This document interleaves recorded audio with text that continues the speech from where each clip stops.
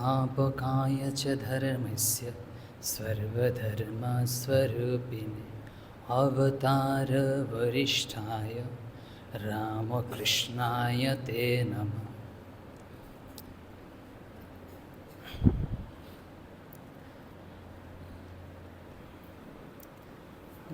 বিজ্ঞান এবং ধর্মের মধ্যে না কোনো প্রতিদ্বন্দ্বিতা নেই।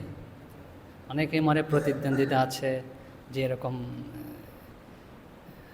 এরকম নয়। তো তাহলে কি যে বিজ্ঞান আর ধর্ম একসাথেই চলছে, কিন্তু এই যে বিজ্ঞান জড়বিজ্ঞান না, জড়বিজ্ঞান হচ্ছে আমাদের যে বহির্মুখ বা ইন্দ্রিয়গ্রাহ্য, ইন্দ্রিয় দিয়ে এই বিষয়গুলো অনুভব করতে হয়, আবিষ্কার করতে হয়। তো এই যে বিজ্ঞান কিছু দূর গিয়ে না থেমে যায়, কারণ জড়ত তো আরও সূক্ষ্ম অবস্থায় পৌঁছানো দরকার। তো এই ধর্ম বা দর্শন হচ্ছে, স্বামীজি বলেছেন যে হচ্ছে বিজ্ঞান, এবং বিজ্ঞান যেটুকু পেরেছে একে অতিক্রম করে গেছে, মানে যেগুলো পারছে না আরও সূক্ষ্ম অতি সূক্ষ্ম বিষয়ে পৌঁছে গেছে। আচ্ছা, তা আমরা প্রথমে দেখি যে শ্রীরামকৃষ্ণকে একজন ভক্ত জিজ্ঞেস করছেন, প্রশ্ন করেছেন, যে আমরা যে বলি, কি বলি, যে আমি যাব, আমি খাবো, আমি খাই, আমি যাই ইত্যাদি, আমি শব্দটা ব্যবহার করি। তা আমি হলাম তোমার দাস, মানে হচ্ছে আমি ভগবানের দাস। তো তিনি জিজ্ঞেস করছেন, এই যে আমি তোমার দাস যে বলে, সে আমিটাকে? শ্রীরামকৃষ্ণ এক কথায় উত্তর দিয়েছেন, একদম গভীরে না গিয়ে, দুভাবে বলা যায়। তো শ্রীরামকৃষ্ণ যেটা বলছেন সেটা আমরা উল্লেখ করছি, কি অসাধারণ প্রাসঙ্গিক কথা। শ্রীরামকৃষ্ণ বলছেন সে আমিটাকে বলছেন লিঙ্গ শরীর বা জীবাত্মা। তো লিঙ্গ শরীর জীবাত্মা বুঝে যাচ্ছে না, শ্রীরামকৃষ্ণ বুঝিয়ে বলছেন, বলছে লিঙ্গ শরীর বা জীবাত্মাকে বলছে মন, বুদ্ধি, চিত্ত, অহংকার, এই চারটি জড়িয়ে লিঙ্গ শরীর। তো লিঙ্গ শরীর কাকে বলা হয়? বলছে কি কি আছে ওখানে?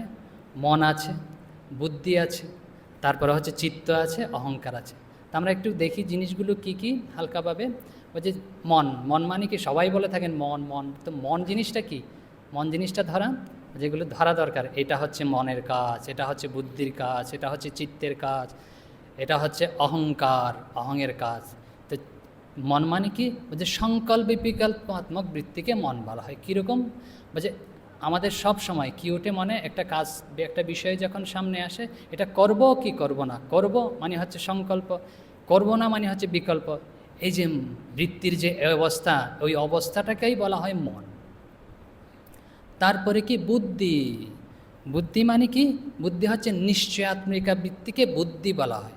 মানে হচ্ছে যে মনে উঠেছে করব কি করব না, আর হচ্ছে যে নিশ্চিত করে যে এটা করো বা এটা করবে না, ওটা হচ্ছে বুদ্ধি। তারপরে কি? চিত্ত। চিত্ত কি করে? এই যে মন মানে হচ্ছে সংকল্প বিকল্পাত্মক, আর বুদ্ধি মানে হচ্ছে নিশ্চয়াত্মিকা, আর হচ্ছে নিশ্চিত কিভাবে করে? আমাদের অভিজ্ঞতা থেকে আমরা করি, পূর্বে ওই জিনিসটা এরকম ছিল, এখন সামনে এসছে। তো ধরুন আমাদের কাছে একটা কি আছে, ধরুন একটা ডায়েরি আছে, বলছে এটা কি ডায়েরি, কিভাবে চিনতে পারলাম? বলছে এই বস্তুটা আমি আগে থেকে চিনে আছে, স্মৃতিতে উঠেছে, এটাকেই ডায়েরি বলা হয়। তো ওই স্মৃতিটা, স্মৃতি আত্মিকা বৃত্তি, ওটাকে বলা হয় চিত্ত। বুঝতে পেরেছেন? আমাদের সবার স্মৃতি আছে না এরকম, এই স্মৃতি আত্মিকা বৃত্তিকে বলা হয় চিত্ত। অহং কি? তারপরে বলছেন শ্রীরামকৃষ্ণ অহংকার। অহংকার মানে হচ্ছে এই যে চিত্ত, চিত্ত মানে হচ্ছে স্মৃতি, কার হচ্ছে? এই যে আমি অনুভব করছি, অহং, আমি করছি, আমি খাচ্ছি, আমি যাচ্ছি ইত্যাদি ইত্যাদি না, এসব এই অহং আত্মিকা, যে আমি আছি, যে এই যে অহং আত্মিকা, এই যে বৃত্তি, ওটাকে অহংকার বলা হয়। বুঝা গেছে? এখন চারটা জিনিস, মন, বুদ্ধি, চিত্ত, অহংকার, মোটামুটি সংক্ষেপে শ্রীরামকৃষ্ণ বলছেন এই চারটিকে নিয়ে না লিঙ্গ শরীর বা জীবাত্মা। তারপরে ভক্ত জিজ্ঞেস করছে এই জীবাত্মাটিকে, এই যে আপনি বললেন জীবাত্মা, এই জীবাত্মাটিকে, এখানে একটা কে প্রশ্ন করেছে। কে মানে কি জানেন? কে মানে হচ্ছে হচ্ছে বিষয়ী, বিষয় নয়।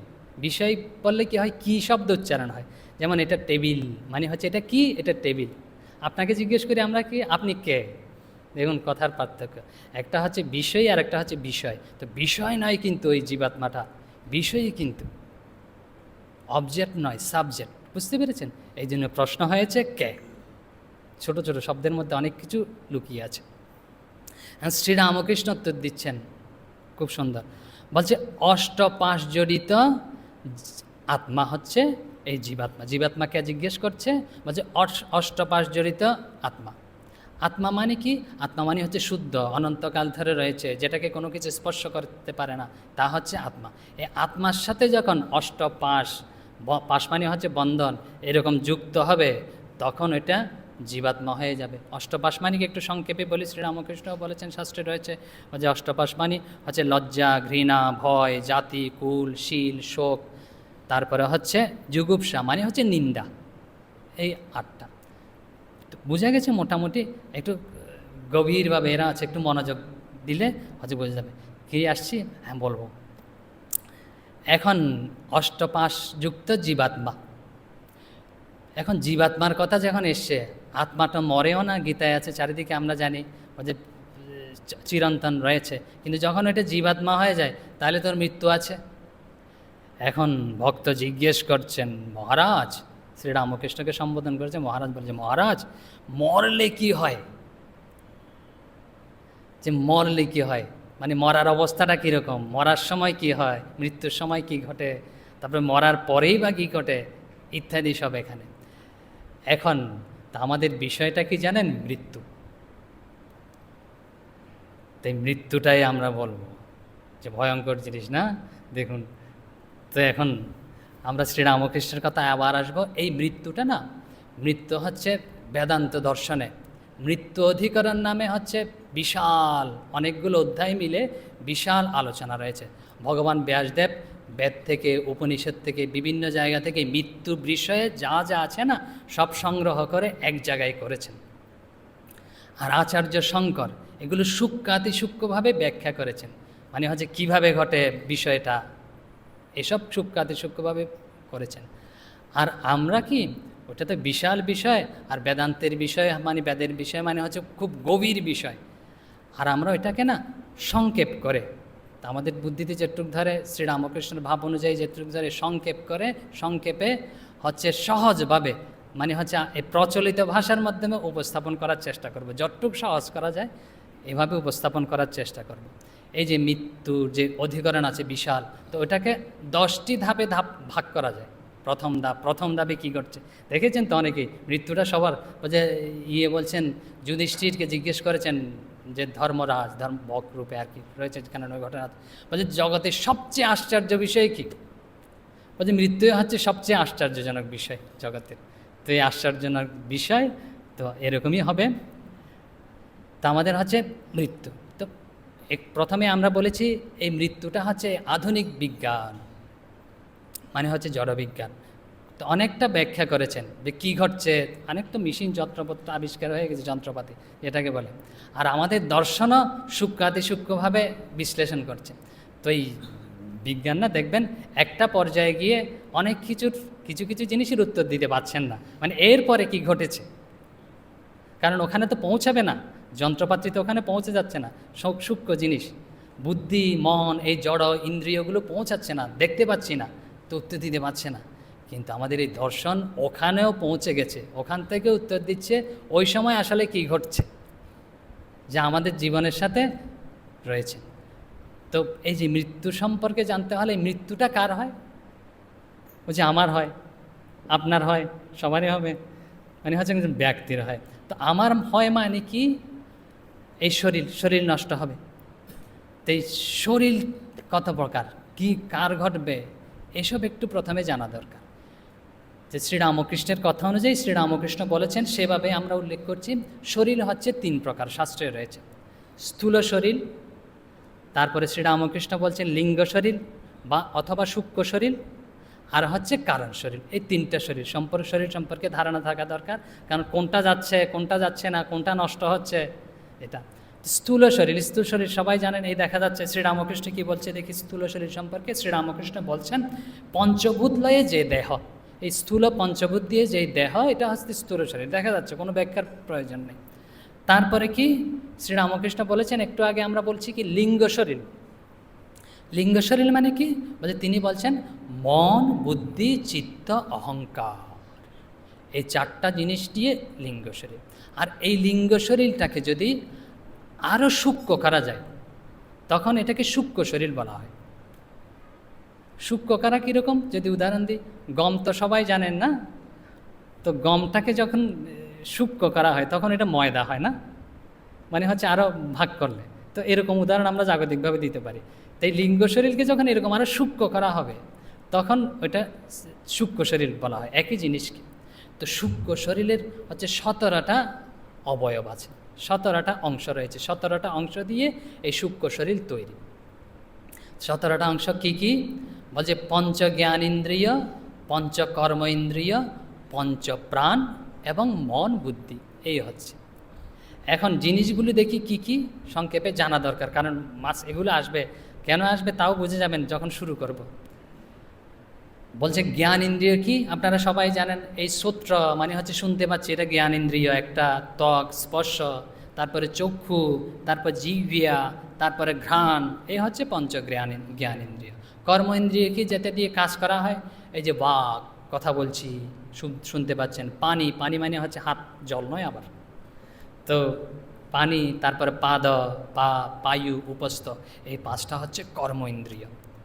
আর বায়ু, পঞ্চবায়ু অথবা পঞ্চপ্রাণ। বায়ু মানে শুধুমাত্র বাতাস ধরে নিলে এরকম চলবে না। তো বায়ু মানে কি? শক্তি, 5 প্রকারের শক্তি।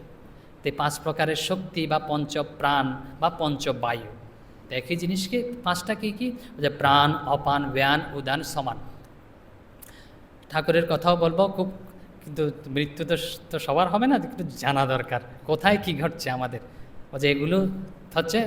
তো পঞ্চপ্রাণ, পঞ্চপ্রাণ কি এখানে বোঝা যাবে। প্রথমটার নাম হচ্ছে প্রাণ, শব্দটার নাম। এই প্রাণ, অপান, ব্যান, উদান, সমান। এই প্রাণ মানে কি?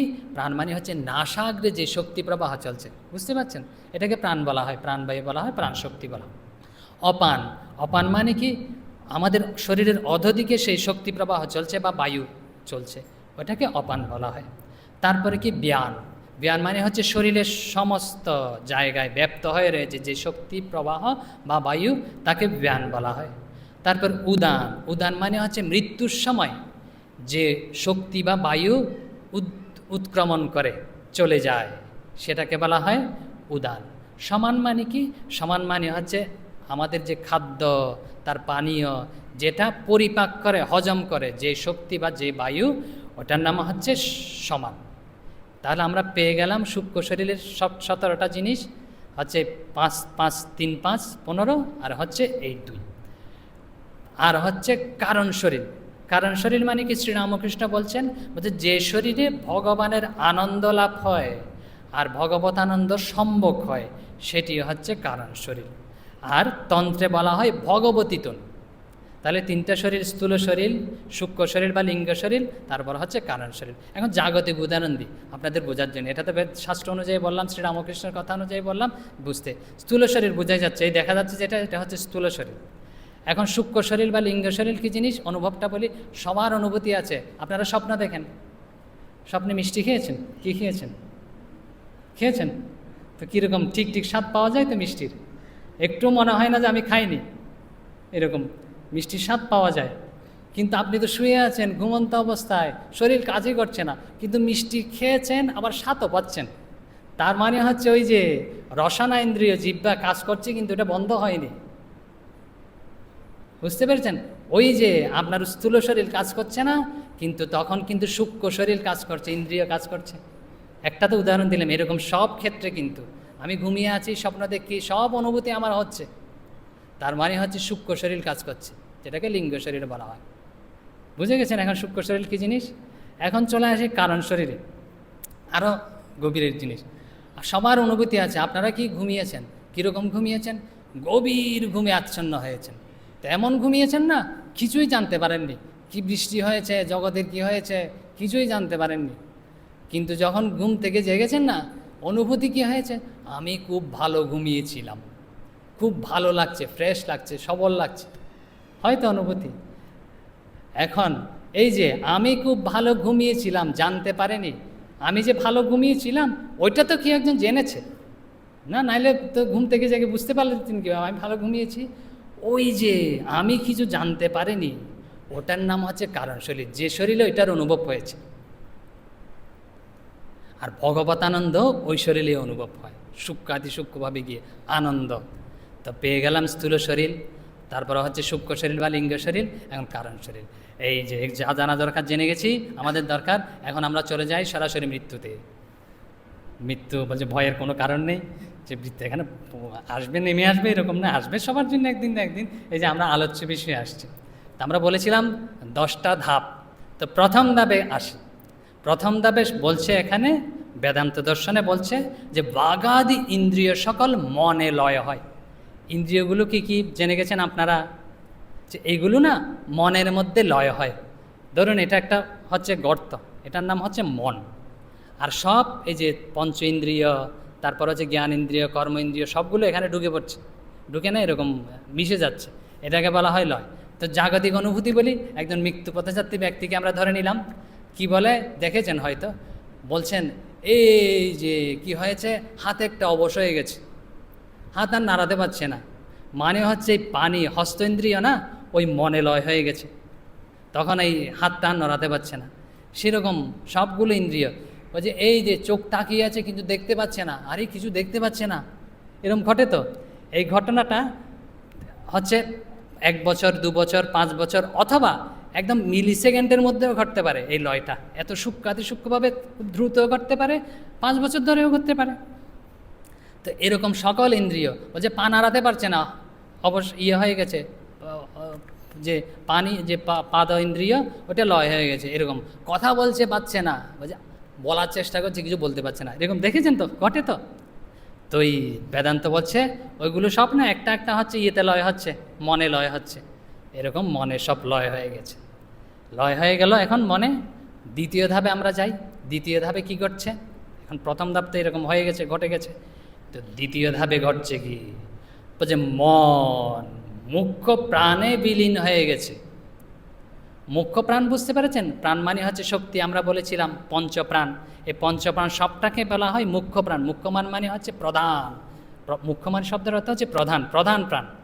এই মন সব ইন্দ্রিয়গুলো সব মনে লয় হয়েছে, যে এখন ওই ইন্দ্রিয় মন সব না আরেকটা কৌটাতে ঢুকে গেছে, এরকম এটাকে মুখ্য প্রাণ বলা হয়। এরকম আরেকটা গর্তে ঢুকে গেছে, তখনই কিন্তু শ্বাস চলছে, কিন্তু শ্বাস বন্ধ হয়নি।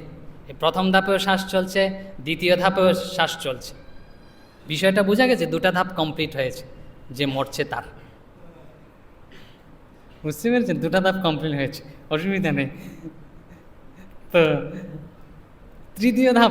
তৃতীয় ধাপে আমরা, একটু কঠিন বিষয় কিন্তু ঘটবে সবার। তৃতীয় ধাপে আমরা আসি। তৃতীয় ধাপ কি, এই যে মুখ্য প্রাণ জীবে লীন হয়ে গেছে। জীব কি, জীব মানে হচ্ছে অন্তঃকরণ অবচ্ছিন্ন চৈতন্যকে জীব বলা হয়। এটা দ্বিতীয় কোনো ভাষা নেই, আমরা বুঝিয়ে বোঝানোর চেষ্টা করি। অন্তঃকরণ অবচ্ছিন্ন চৈতন্য কি, শাস্ত্রে এরকম বলা হয়। কি বলা হয়, অন্তঃকরণ অবচ্ছিন্ন। অন্তঃকরণ কি, করণ মানে হচ্ছে যার দ্বারা করা হয়, অন্ত মানে হচ্ছে কি, ওই যে ভিতরে এই যে মন বুদ্ধি চিত্ত অহংকার যা যা আছে না, এগুলোকে অন্তঃকরণ বলা হয়। আর এগুলোর সাথে যখন চৈতন্য মানে হচ্ছে জ্ঞান, চৈতন্য যখন যুক্ত করা হয় তখন বলা হয় অন্তঃকরণ অবিচ্ছিন্ন চৈতন্য। এই যে একটু আগে সব লয় হয়েছে, লীন হয়েছে যে মুখ্য প্রাণে মনে, তখন এটা এখন সব জীবে লয় হয়ে গেছে, অন্তঃকরণ অবচ্ছিন্ন চৈতন্য লয় হয়েছে। তৃতীয় ধাপ। এখন দ্বিতীয় ধাপ আর তৃতীয় ধাপের মাঝখানে একটা ব্যাপার ঘটে, বুঝতে পেরেছেন? মাঝখানে এটা বঞ্চিত হয়ে গেলে পাবে না জীবনে। তো হচ্ছে তৃতীয় ধাপে যাওয়ার পূর্বে এবং দ্বিতীয় ধাপ অতিক্রম করার সময় হচ্ছে তখনও শ্বাস চলছে। এখন শ্রীরামকৃষ্ণকে জিজ্ঞেস করছে একজন ভক্ত, মহাশয়, যে মানুষ সংসারে থেকে কত অন্যায় করে, পাপ করে, সে মানুষ কি ঈশ্বরকে লাভ করতে পারে? আমাদের যারা চায় আর না চায় কতগুলো হয়ে যাইতে ত্রুটি। এখন শ্রীরামকৃষ্ণ উত্তর দিচ্ছেন, ঈশ্বরকে ডাকতে ডাকতে যদি দেহ ত্যাগ হয়, তাকে আর পাপ কখনো স্পর্শ করতে পারে না।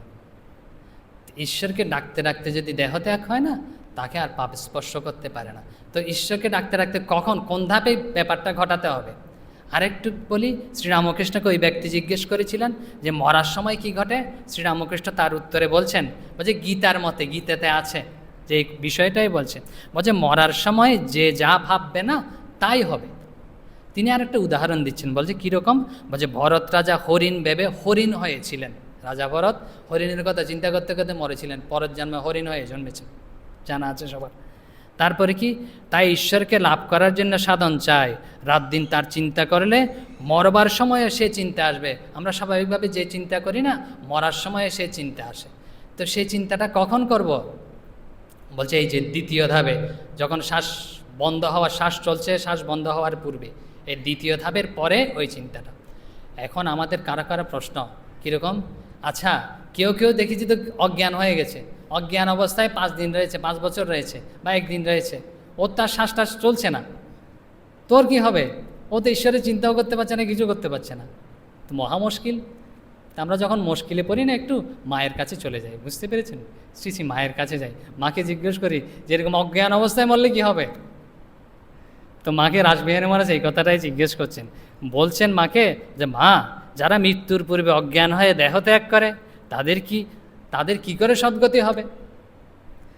এখন মা কি বলছেন দেখি, শ্রী শ্রীমা বলছেন যে অজ্ঞান হবার পূর্বে যে চিন্তাটি ছিল, অজ্ঞান হবার পূর্বে যে চিন্তাটি ছিল, যে চিন্তাটি নিয়ে অজ্ঞান হয়েছে, সেই চিন্তাটি অনুসারে গতি হবে।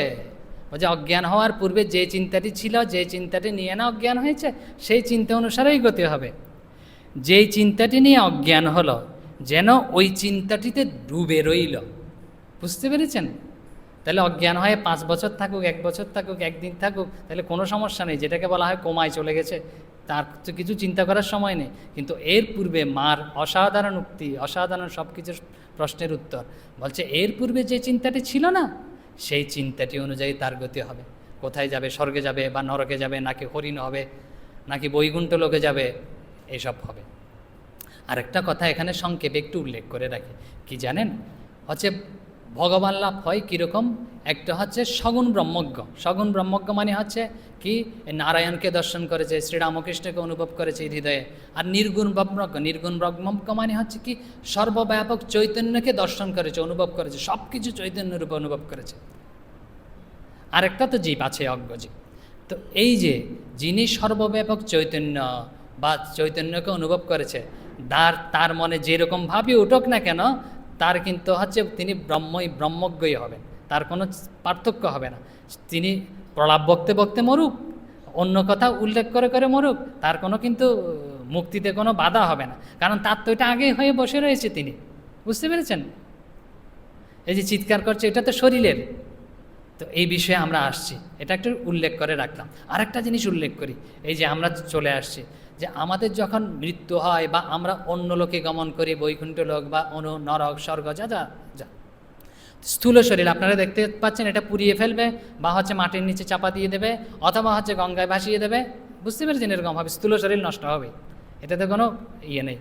আর হচ্ছে সূক্ষ্ম শরীর আর কারণ শরীর কিন্তু থেকে যাবে, যারা হচ্ছে জীব, সেই কারণ শরীর আর সূক্ষ্ম শরীরেরই গতি হবে, স্বর্গ নরক, বুঝতে পেরেছেন? ওখানে যাওয়া যাওয়া এইসব হবে। আর নির্গুণ ব্রহ্মজ্ঞের হচ্ছে স্থূল শরীর তো এখানেই নষ্ট হয়ে গেল, আর ওই দুটা শরীর হচ্ছে ব্রহ্মে লীন হয়ে যাবে। আমরা আসছি তারপরে তৃতীয় ধাপ আমরা বলে ফেলেছি, আমরা কোথায় আছি? দ্বিতীয় ধাপ এবং তৃতীয় ধাপের মাঝখানে আছি, বুঝতে পেরেছেন?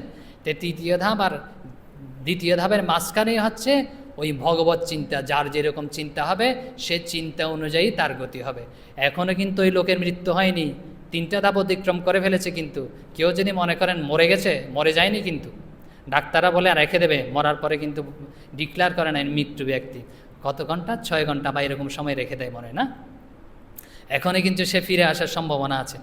তো 3 ধাপ অতিক্রম হয়ে গেছে, এখনও মরেনি।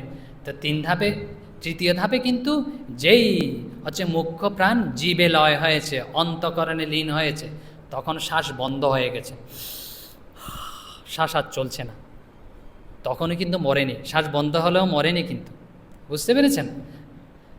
তখনও কিন্তু দেহে অবস্থান করছেন ওই জীবাত্মা। চতুর্থ ধাপে কী হয়? চতুর্থ ধাপে বলছেন শাস্ত্র অনুযায়ী, বলছে লিঙ্গ শরীর স্থূল শরীর থেকে উপসংহৃত হয়ে জীব উপাধি অন্তঃকরণে একত্রিত হয়। যে কঠিন ভাষা হচ্ছে না, বলছে লিঙ্গ শরীর না স্থূল শরীর, স্থূল শরীরে সব জায়গায় কিন্তু ব্যপ্ত হয়ে আমাদের ইন্দ্রিয়গুলো রয়েছে, পা, হস্ত, বুঝতে পেরেছেন? তো তো ইন্দ্রিয়গুলো সূক্ষ্ম সূক্ষ্ম থাকার কারণে না সব জায়গায় ব্যপ্ত হয়ে রয়েছে। আমরা বলছি চক্ষু ইন্দ্রিয়, এটা কিন্তু যন্ত্র, এটা ইন্দ্রিয় নয়। আমাদের চোখ যদি পায়ের নিচে লাগিয়ে দেওয়া যায় না, ওখানে যদি ব্যবস্থা থাকে ওদিক দিয়ে আমরা দেখতে পাবো।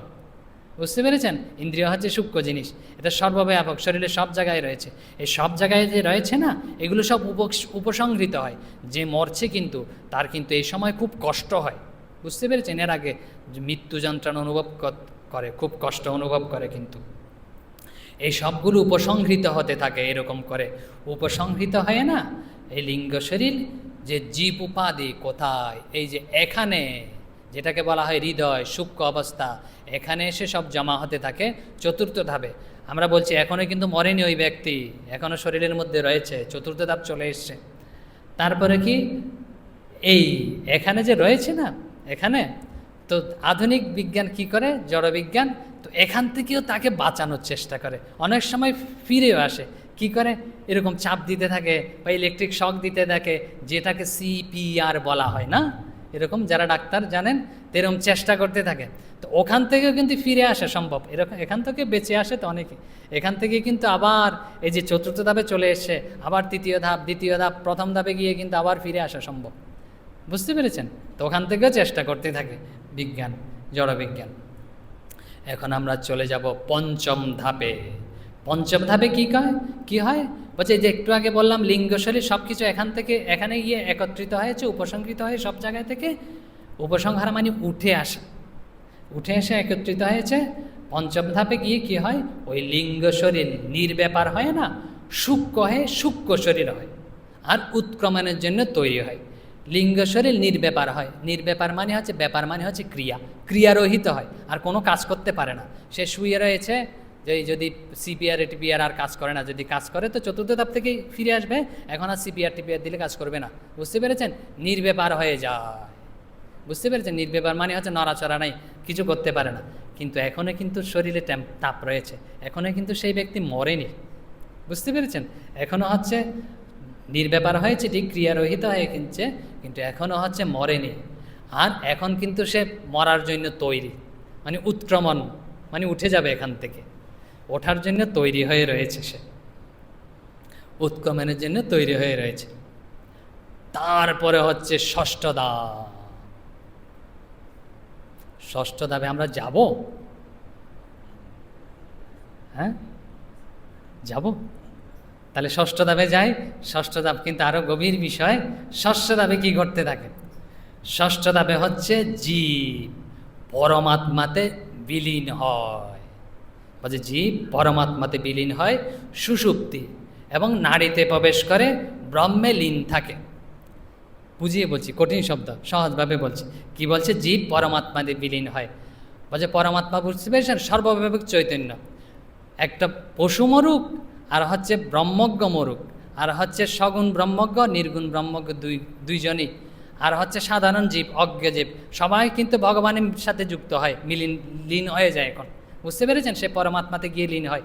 সব বাঘ ভাল্লুক সবাই কিন্তু দেখুন, সবাই এক অবস্থা হয়। এখানে এই ষষ্ঠ ধাপে এসে হয় সুষুপ্তি অবস্থার মতো। ওই আমরা যে গভীর ঘুমে আচ্ছন্ন থাকি, যে ওইটা ঠিক এরকম নয়। গভীর ঘুম থেকে তো আমরা জেগে উঠি, তো এখানে জেগে ওঠার সম্ভাবনা নেই, কিন্তু গভীর ঘুমের যে অনুভূতি, সে অনুভূতি হয়। এতক্ষণ সে মৃত্যু যন্ত্রণা অনুভব করেছিল জীব, বুঝতে পেরেছেন? ছটফট করেছিল। এখানে কিন্তু সে শান্তি অনুভব করে। কেন শান্তি অনুভব করে জানেন? ভগবানের সাথে একীভূত হয়েছে, পরমাত্মার সাথে লীন হয়েছে, পরমাত্মাতে লীন হয়েছে। এই জন্য সে খুব বিশ্রাম এবং শান্তি অনুভব করে এই অবস্থায়। এই অবস্থা থেকে কেউ ফিরে আসতে চায় না। এই যে নির্গুণ ব্রহ্মজ্ঞের কথা বলছিলাম, ও হচ্ছে প্রলাপ বকতে বকতে মরুক, আর যে অবস্থায় মরুক, এর কিন্তু যেহেতু ব্রহ্মে লীন হয়ে গেছে, তার কিন্তু আরও বলেছিলাম 10টা ধাপ আছে, ওই 4টা ধাপ তার হবে না।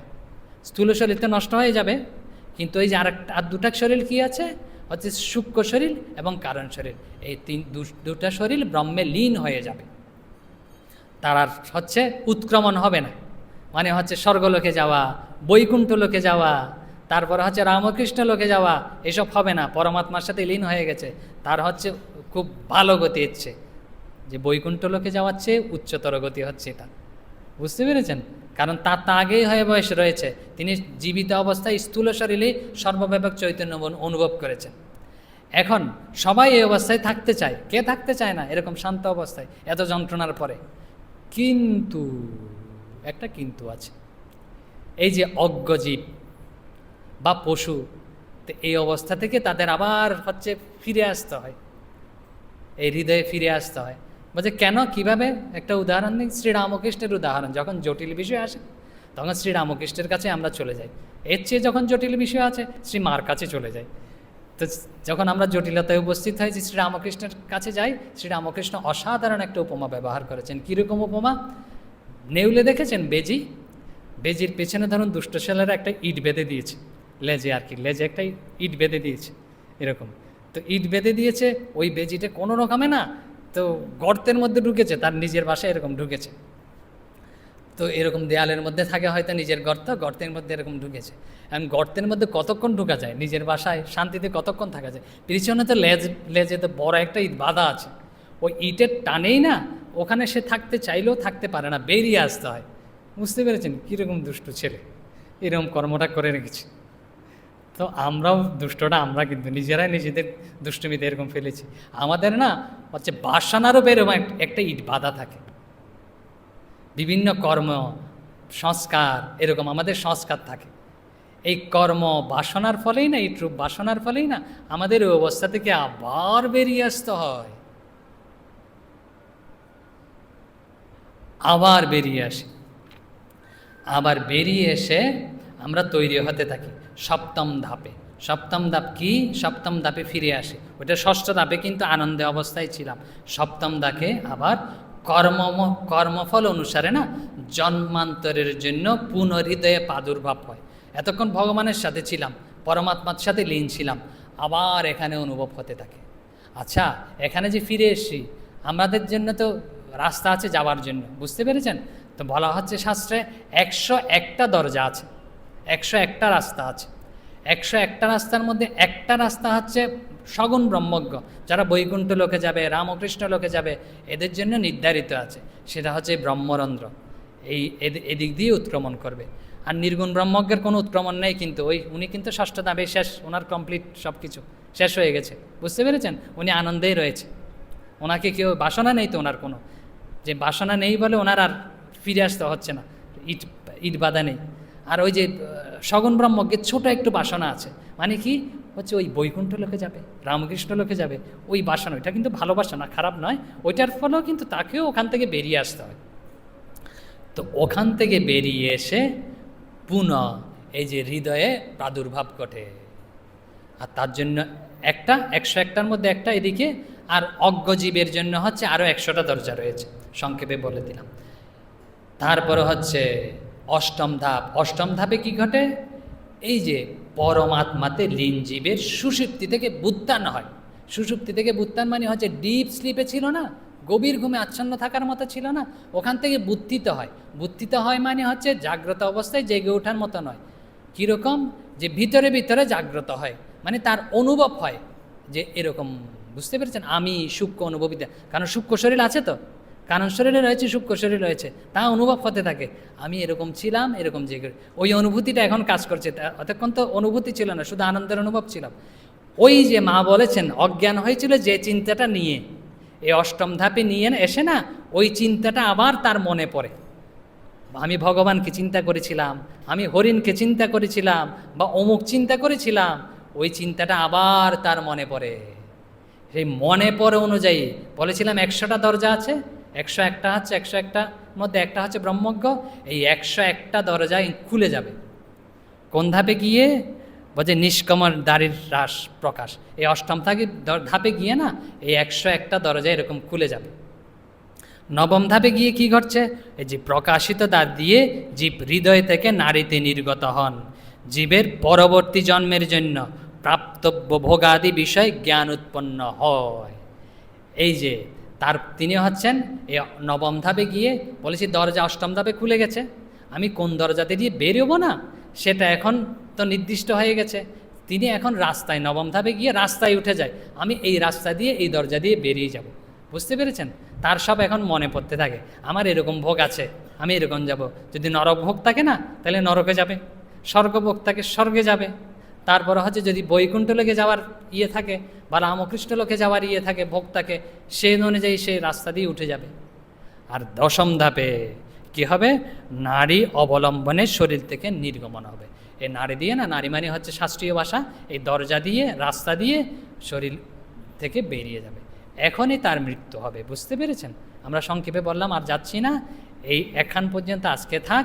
এই 10টা ধাপ অতিক্রম করবে। এই 10টা ধাপ অতিক্রম করেন। আমরা খুব সংক্ষেপে এবং খুব জটিল বিষয় যদিও আমরা বোঝানোর চেষ্টা করেছি, আমাদের যতটুকু ক্ষমতা আছে, বুদ্ধি আছে, এই শাস্ত্রের বিষয় সেটা হচ্ছে বেদান্ত দর্শনে রয়েছে, যে বিশাল অধিকরণ রয়েছে অনেকগুলো অধ্যায় মিলে ব্যাসদেব করেছেন আর শঙ্করাচার্য যে ব্যাখ্যা করেছেন। আমরা এই 10টা ধাপে এটা বোঝানোর চেষ্টা করলাম শ্রীরামকৃষ্ণের উক্তি, মায়ের উক্তি দিয়ে। ওম শান্তি শান্তি শান্তি, হরি ওম তৎসৎ, শ্রীরামকৃষ্ণার্পণমস্তু। এই বিষয়ে যদি কারো কোনো প্রশ্ন